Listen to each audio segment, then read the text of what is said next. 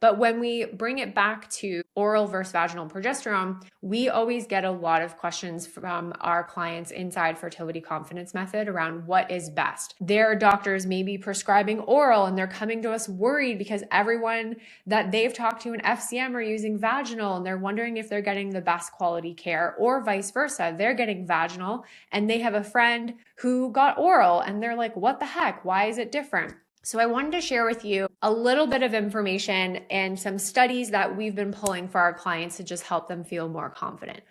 I believe at the end of the day, now what I am doing and prescribing and using with our clients is either or is fine. So if you don't want to do vaginal because it's kind of annoying, first and foremost, we now have another option that works just as well. Yay.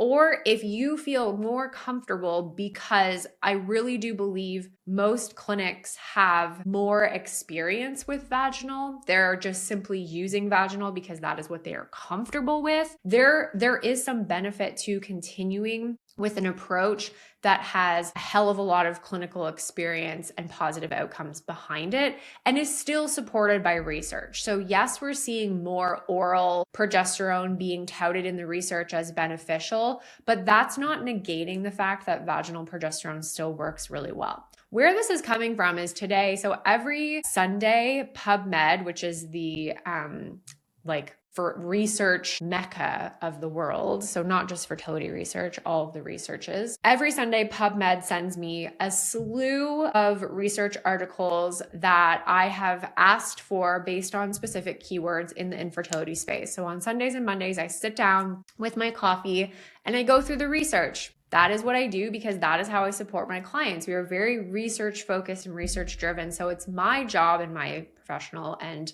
personal opinion to stay on top of what is out there. And something caught my eye this morning, and it was a study that was just released in a very infertility research journal, and it was about the effect of progesterone supplementation for luteal phase support in natural FETs. And I love when we see, FET versus fresh transfer versus IUI versus whatever, because it helps to just solidify what we're looking at. The reality is the majority of our fertility research is done in IVF studies in cases. So if you're not there yet, we still have to borrow from that research. So when we can see a wide variety of different styles of fertility treatment, it's really helpful to help make better clinical decisions. So it was a decently sized study, over 1,000 participants, not too terrible. And they looked at comparing oral.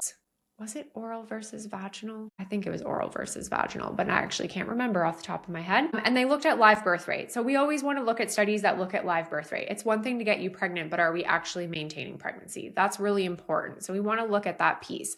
And what they actually found is that progesterone supplementation in that luteal phase with FETs increased live birth rate in clients, compared oral versus vaginal. And they did say it looks to be about the same. We need more research. That's kind of how everything always ends. Like, it looks decent. We need more research.